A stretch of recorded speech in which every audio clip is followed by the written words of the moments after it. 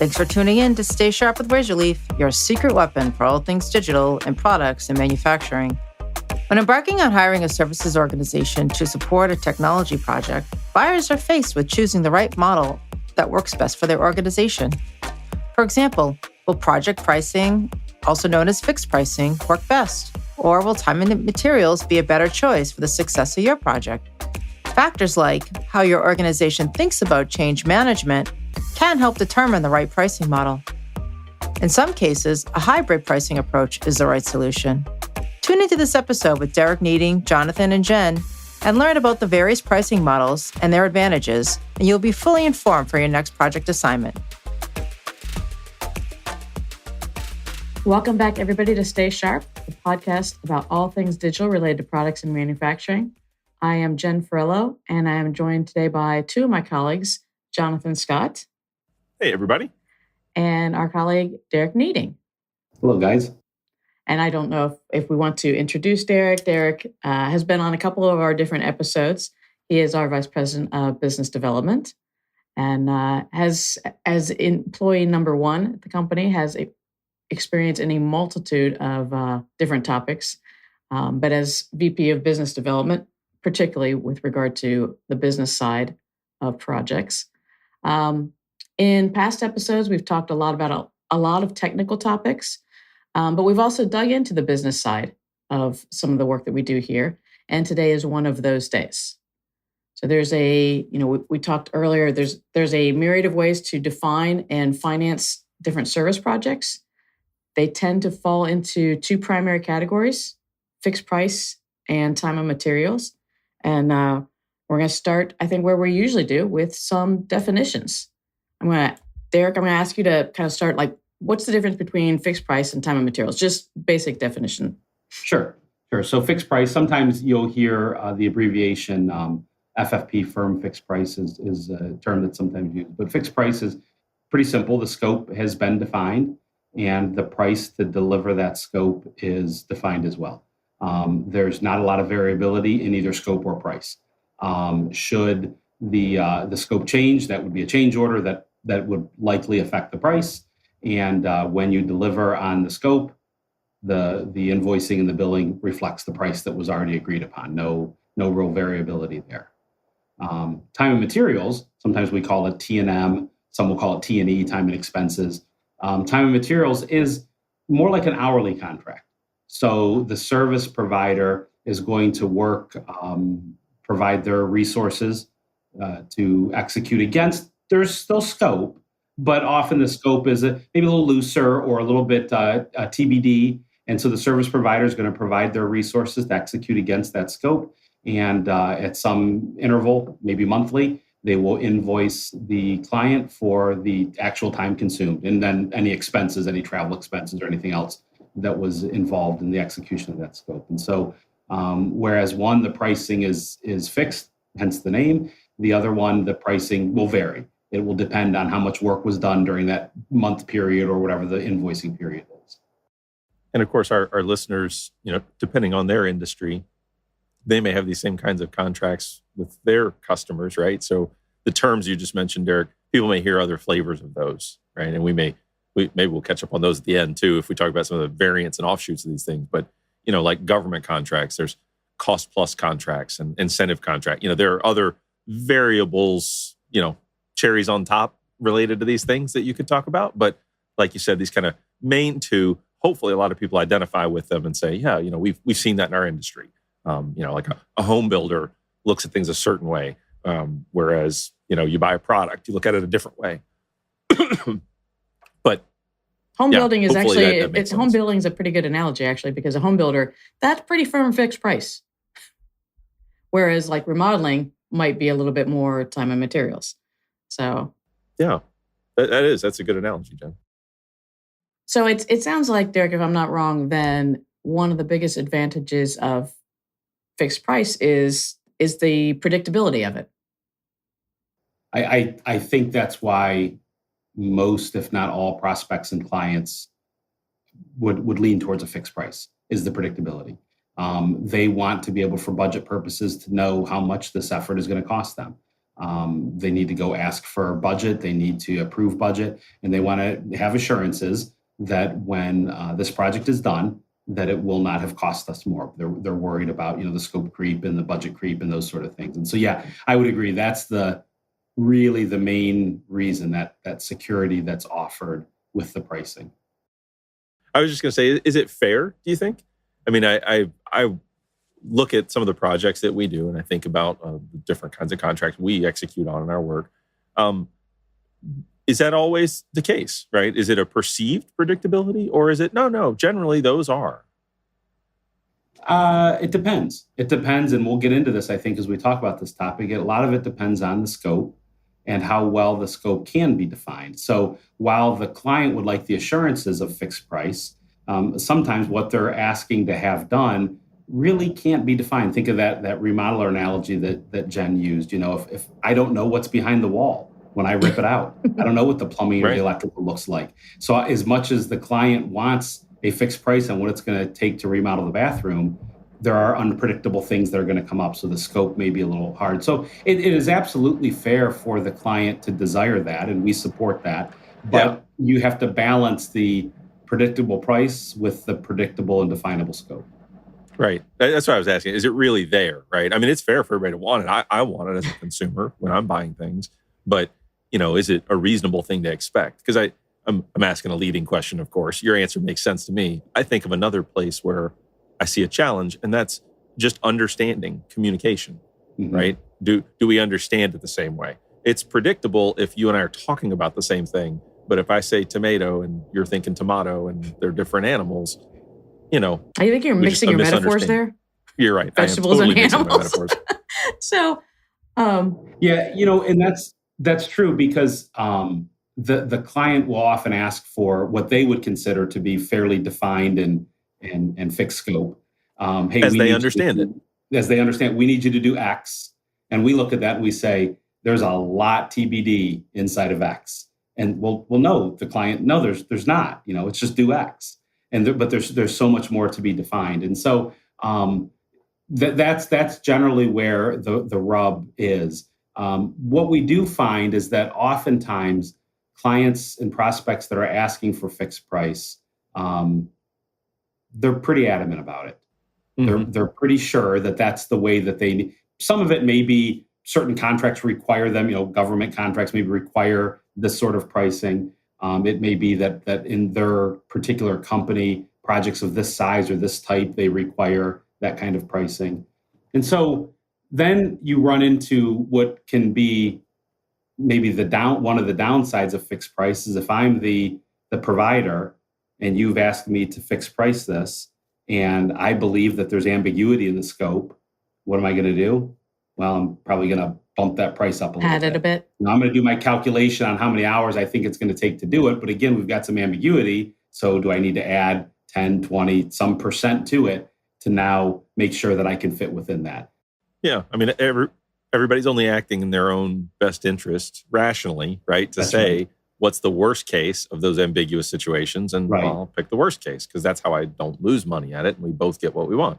That's right. Yeah, and we're protecting the client as well to some regard because the client wants they don't want to go over budget. And so if you don't want to go over budget, here's the worst case. The downside is that if some of those things that I was worried about turn out not to materialize, the project is easier than I expected.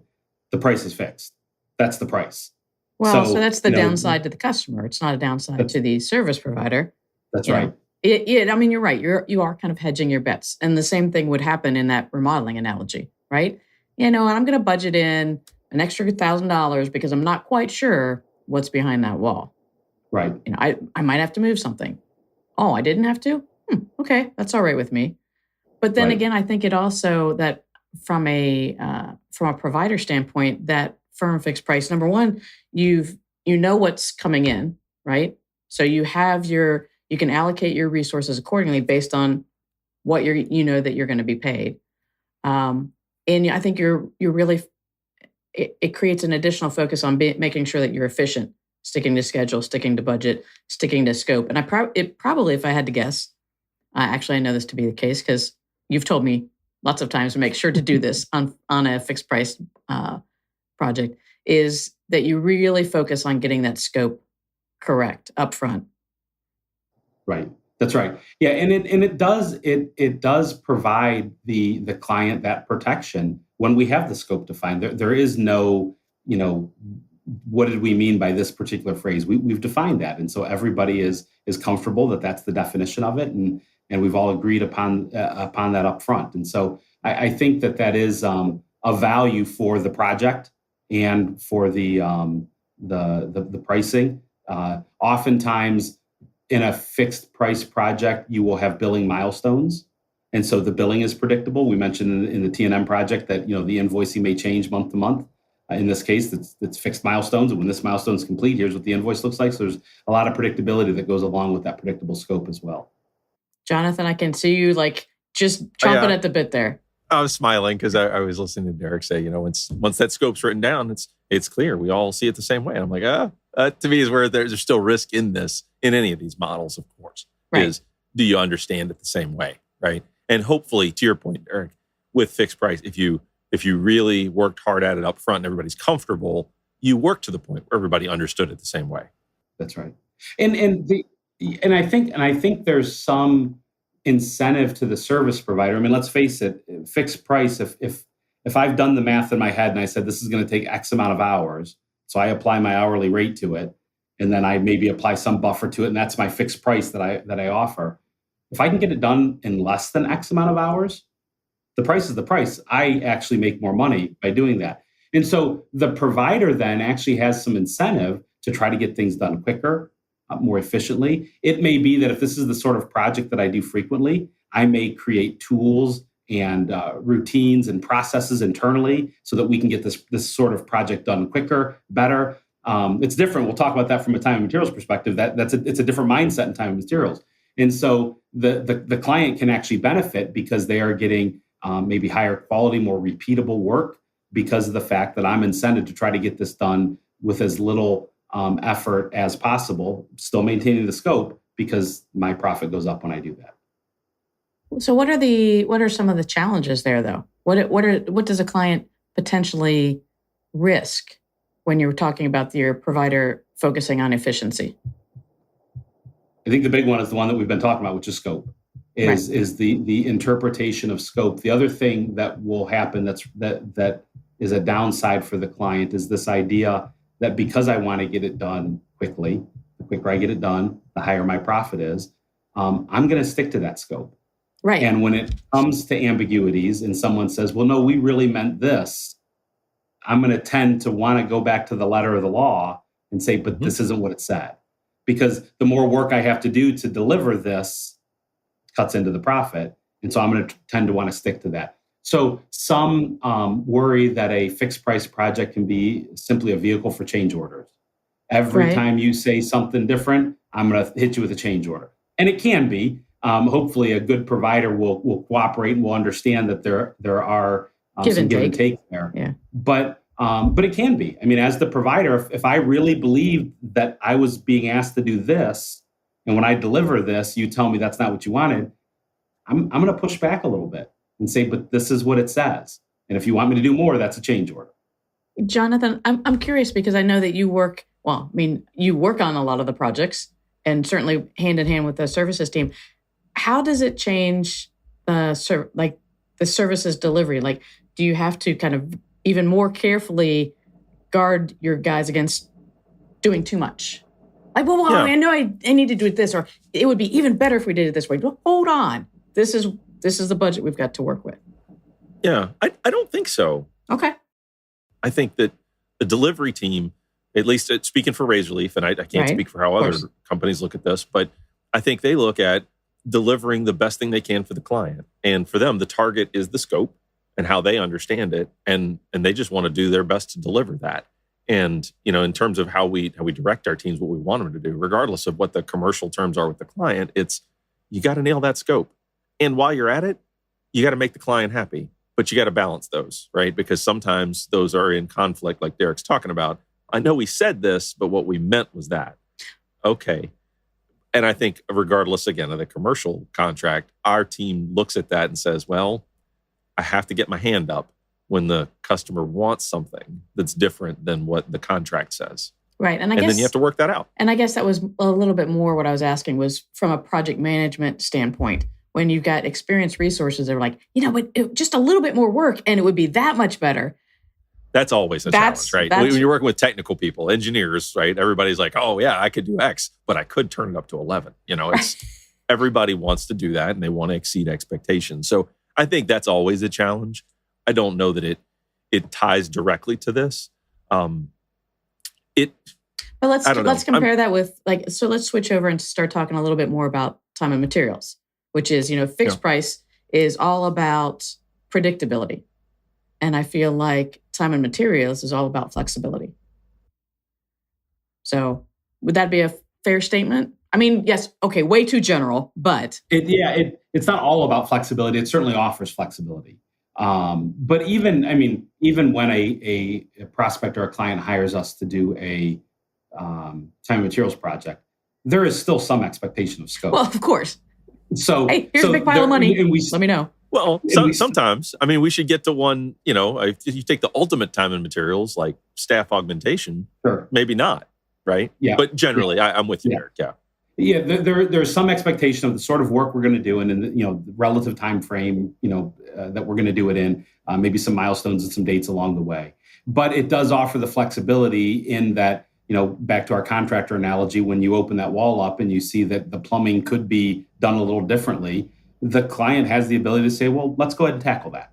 Let's go after that. And I tell them, roughly how much I think it's going to add to this month's invoice or, the total cost of the project. And they give me approval to continue to move on. And so it does offer that flexibility. So maybe there are major events and major milestones within the project that are fairly well defined, but there's a lot in between that's not defined. We don't know exactly timing. We don't know exactly resources, exactly effort. And so in those cases, the time and materials project is very nice for the client to be able to do that.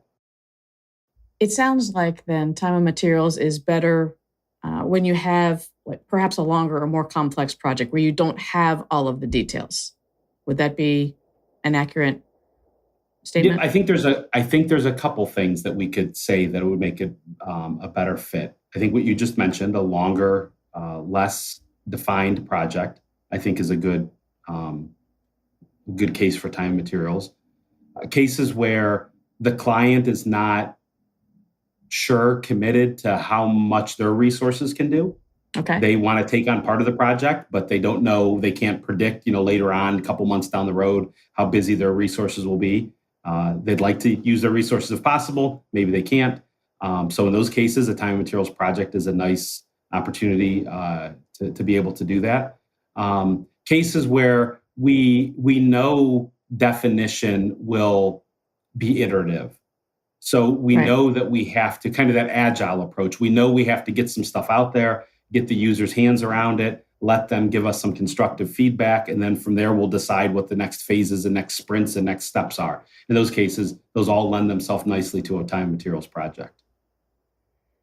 I can see that. It's certainly, I think one of the advantages, you don't have to worry about on either end, the padding or the differential. You're paying for exactly what you get in time and materials.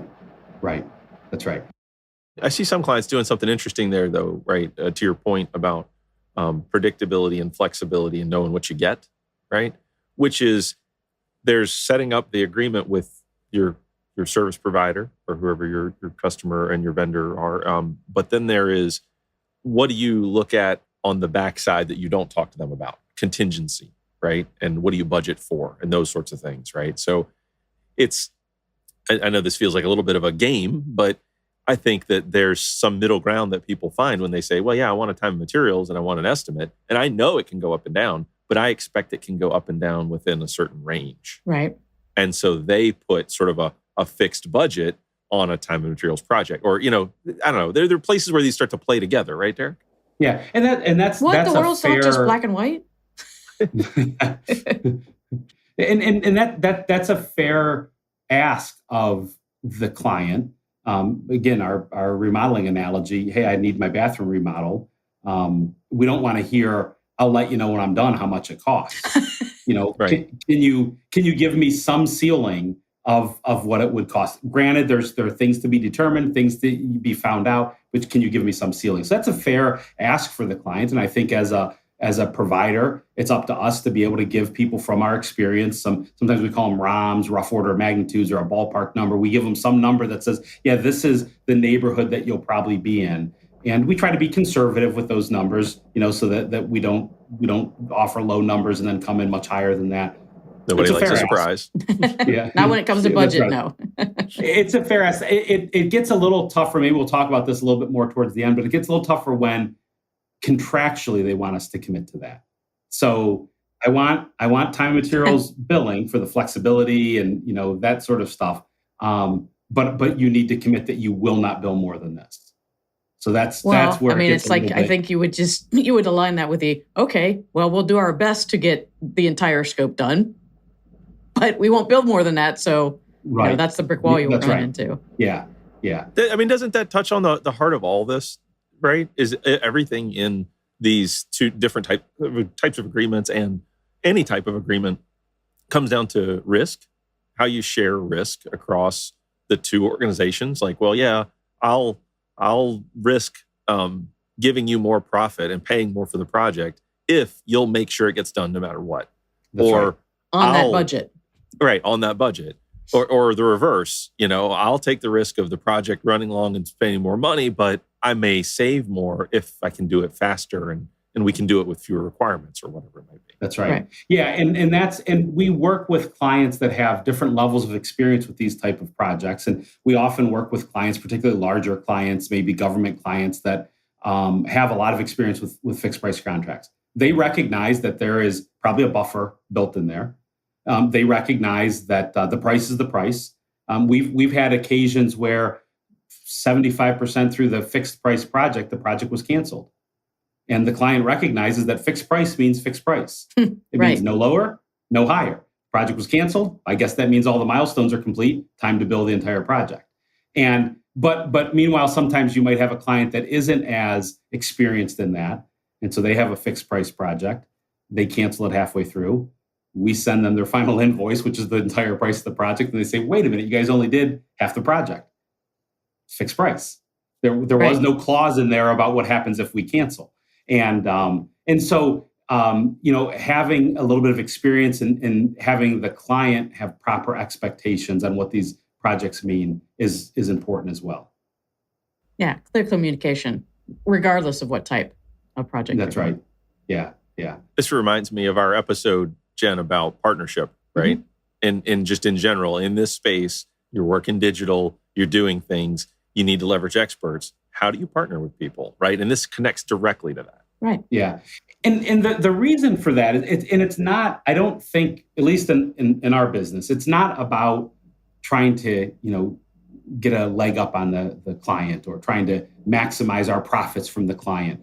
It's really about, if you think about it, the maybe for a fixed price project, again, it all ends up with math, hours times rate, and we come up with a fixed price, and that's what we offer. But maybe because we know there's going to be this many hours, a large number of hours, when we do our rate calculation, we use a more aggressive rate because, hey, it's good for us. If our guys are busy consistently, it's good for us. So we do that.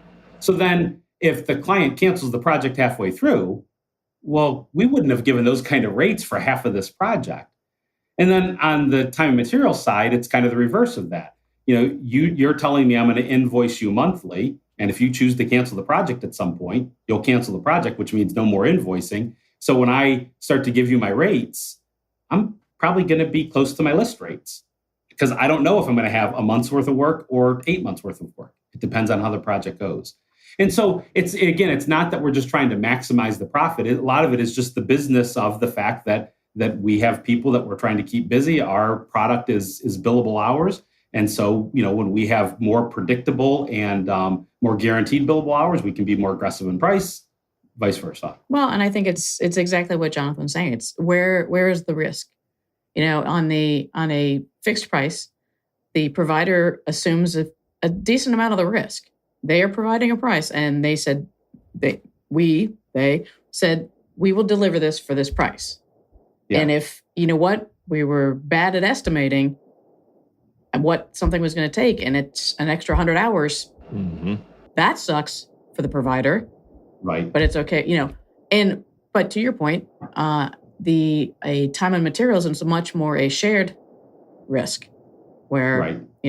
You might not get the best hourly rate, but, you have more flexibility in how you spend those hours. And there's that balance. This goes back to some of those partnership comments, that balance that we as a provider have to have as well. Because, for us, if you look at it just strictly with blinders on from the perspective of the provider, the more hours my people bill, the better for me in a time and materials project. It's actually the opposite in a fixed price project.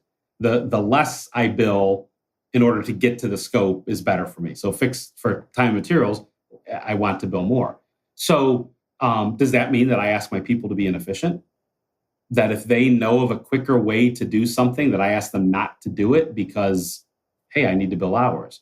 See, that's that partnership, and that's where some of that culture with your provider that's where your core values kick in. That's where your core values come in. Certainly, there are things where we may not, in a time and materials project, we may not leverage certain tools that we have at our within our toolbox, just because it wasn't quoted within the project, it wasn't necessary for the project. But we would never ask our consultants to, take a little extra time or slow down, bill a little more. That's right. It's also not in our consultants' mindset. It's just not. Right. That's right. Yeah. But that can be a risk for a provider that's in time materials, is that it's really about, let's get as many billable hours as we can. We're not going to be dishonest maybe, but we're also not going to offer suggestions in efficiency. So that's something you have to be careful with the time and materials project. Yeah, to your point, just because we don't do it because of who we are and our core values doesn't mean that other people don't. And it's, speaking to this audience in this industry, it's something to pay attention to. It's something to think about, right? Right. And on that partner, go ahead, Jen. No, I was going to say that probably the same thing you were just going to say and it's about that partnership. It is. It's examining the core values of your provider. And I mean, it's funny because core values is one of those like soft topics. We've gotten like some on the people. We've done some podcasts on the people side of things. But it really does, particularly when you're talking about time and materials projects, it really does come into play.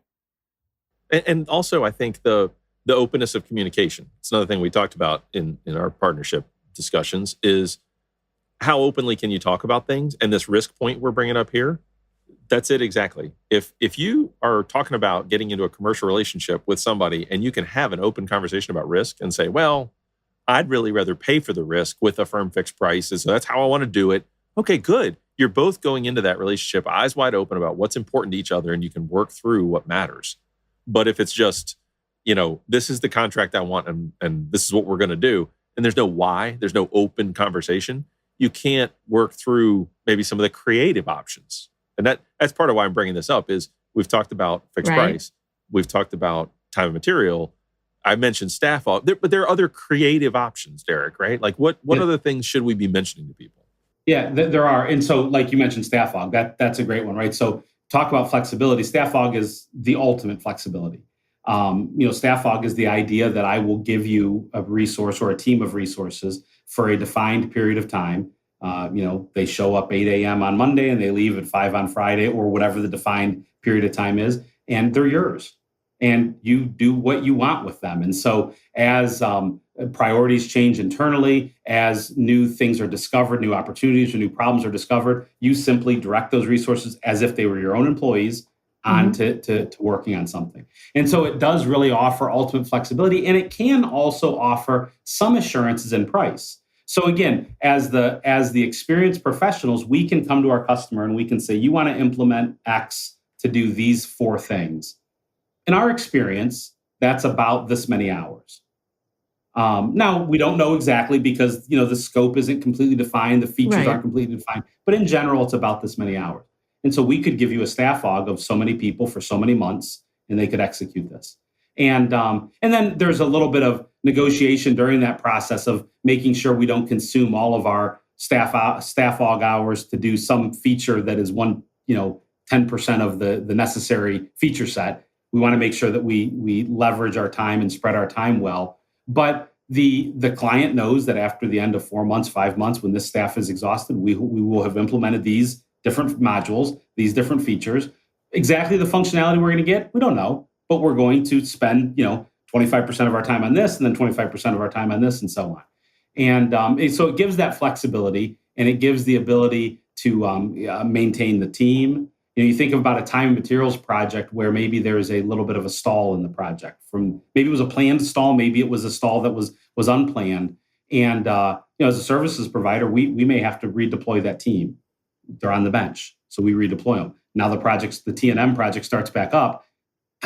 We'll get that team back, but we can't get them back right away. So we got to give you a couple other people. A staff aug, I've got a dedicated fixed team for a period of time. There can be a lot of benefits to something like that. Probably a great way to hire specific skilled resources, I would guess. You need somebody, I don't know, experienced in Java. Okay, but I only need a couple of days of that. Probably a good way to bring those on board rather than just specific projects.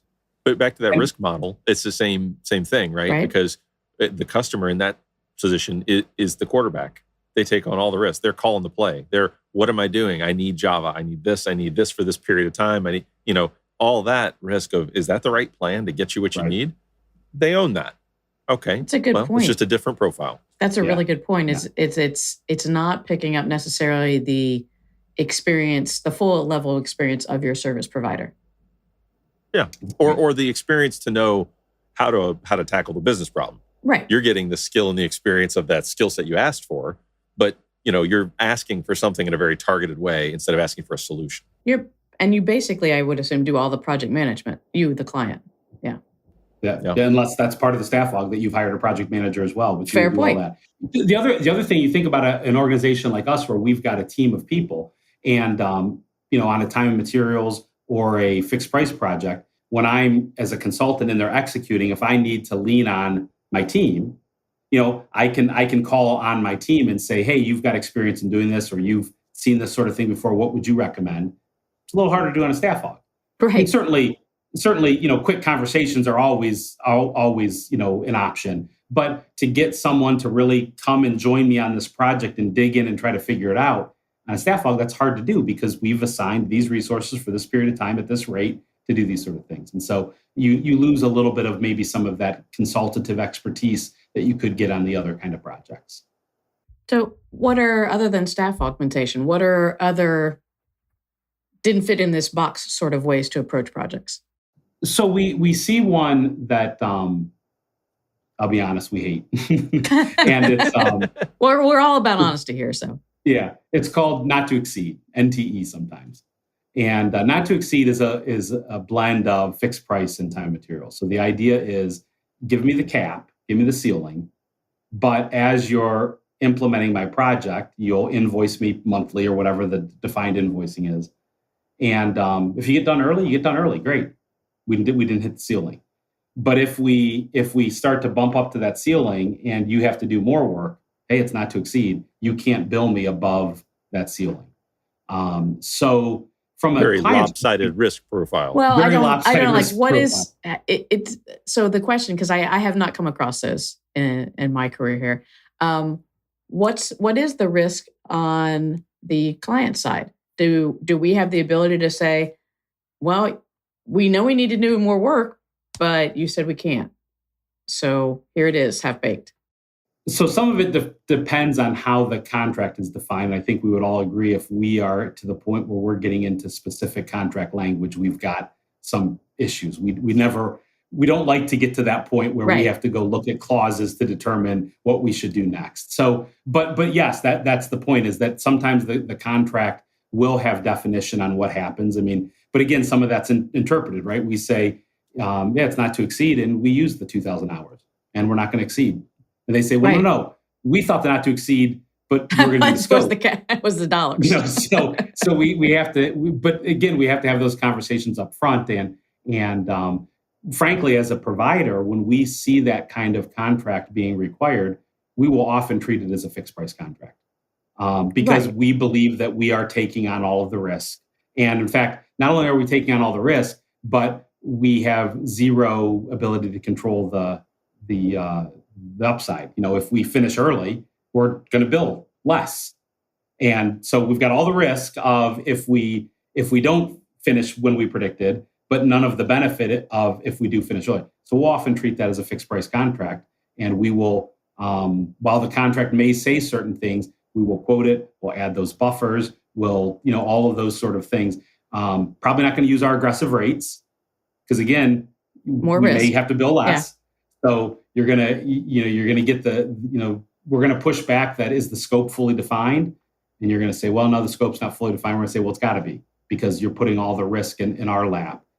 So again, not our favorite kind of contract. And I can see why. I can definitely see why. But that reminds me of another one that I think is worth mentioning because I know we're probably starting to run short on time. Yep. Is there are creative ways people put these together, and the one I'm thinking of, Derek, is I've got a big project. I don't understand the scope of it very well, but I really need to have something kind of fixed. I need to do the project as fixed price. Can I do something up front that's flexible that gets me to fixed? I mean, what do we see there? That's a great thing. And so often we will do a discovery, we call it, right? So we'll come in for some, whether that's the discovery's quote is fixed price or time and materials, depends on really what we're being asked to do. But we come in for a relatively short period of time. If it's a 12-month project, maybe the discovery is 6 or 8 weeks or something like that. We come in for a relatively short period of time and really work with you to help you define what the scope of that project is. And when we walk out of that project, oftentimes one of the deliverables of a discovery is the statement of work to do the other project. And so much of it has now been defined. And the benefit for the client, of course, is that there's a small upfront risk of this couple month project before they bite off this larger thing that they really no one knows how to articulate the scope in. So there's certainly benefits for them in doing that. The other thing, and we don't like it when this happens, but it can happen, is the other thing is that when we provide that scope, depending again how that discovery contract is written, you may be able to take that scope and now go price it. You may be able to have others look at what they would, because you paid us to do a project and the project was help you define scope. And we've helped you define scope. And so now you have scope, and what you choose to do with that scope, we hope we've done a good job and built your trust and shown that we have a great understanding of what your need is and that you come back to us to do the actual implementation. But sometimes we have clients that's all they want. Help me with the scope, and then we'll take the next step later and we'll decide who we go with in the next step. But that's interesting point on risk. That's a great approach for something that is hard to articulate and define up front, is to have a professional help you kind of define that. It's just another risk profile, right? It's a way of segmenting it and saying, look, up front, I may not even want to work with you. So there's a risk in a partnership that you can mitigate by saying, well, let's do something small, right? And then we'll do the bigger thing, right? And similarly, mitigate the risk of the later cost by doing more investigation up front. And anyway, it keeps coming back to that same theme, but I think it's interesting. It's almost like an evaluation. Yeah, I'm going to evaluate you, your abilities, the working relationship, and to your point, limit my risk up front. But in the end, you have but the client hopefully gets something out of it. They get user stories or use cases or architecture diagrams. They get things out of it that are valuable. And there may be cases where the project doesn't go on, but they have some valuable stuff that they can use later on when the project, the upgrade does happen or the implementation does happen. Yeah, I agree. And it's so, Jonathan just mentioned a couple minutes ago that we're probably creeping up on time. We are, and it's kind of my job to keep an eye on that. So I want to try to summarize. It sounds like, we talked primarily about fixed price versus time and materials. Fixed price, it being when your project scope is well-defined, the risk of changes is low, cost certainty is really a priority or the priority. It's best for projects that have clear deliverables and shorter timelines. And it's really inherent on both parties to agree on the requirements and the scope up front. Whereas time and materials, project scope may be a little less certain, requirements are likely to evolve. It's probably a more complex project, longer term. So it's time and materials is better for open-ended projects where flexibility and adaptability are crucial. But like so many things we discuss, it sounds like the best answer might actually be a hybrid of the two. Is that a good summary, guys? Is there anything that I missed there? Anything you want to add? I certainly like it. Okay. I'll tell you one thing I would add is on the fixed price, think about your organization's attitudes towards change orders. If you think change orders are just a thing and a thing that happens when, the unexpected happens or people misunderstand each other, fixed price can work for you because you can work through change orders in a good, positive way in a partnership with people and that sort of thing. If you view change orders as animosity, as a people are tricking each other, yes, right? Then fixed price may not be a good, healthy kind of contract for you because you may end up at odds very quickly, right? T&M may work better for you if you're really trying to work through something together. So that's a thing I think of, but I think your summary was great. Yep, I agree. Okay, excellent. Well, I want to thank my co-host, Jonathan Scott, and Derek for joining us again. Thanks for having me. Awesome to have you both. Yeah, it was great talking about this, Derek. Yeah, I think it was a great discussion. Hopefully brought some clarity around the primary methods and some interesting ideas on how to soften those each a bit. But if there's something we missed, or if you have any questions, or even better, a topic that you'd like us to cover that we have not yet, please reach out via social media. You can find the podcast on all the usual platforms and or on our website. We'd love to hear from you. Remember, this is a conversation. It's a whole lot more interesting if you're in it. And until next time, stay sharp. Thanks, everybody. Thank you for being here and listening to this episode of Stay Sharp with Razorleaf. If you have any questions about model-based definition and PLM overlap, we'd love to have that conversation. Just leave us a comment on our post or send us an email at podcast@razorleaf.com. We appreciate all the feedback we receive from our listeners, so don't be shy. If you like this podcast, please make sure to hit the like button and subscribe on your favorite podcast platform or on our YouTube channel. Until next time, stay sharp.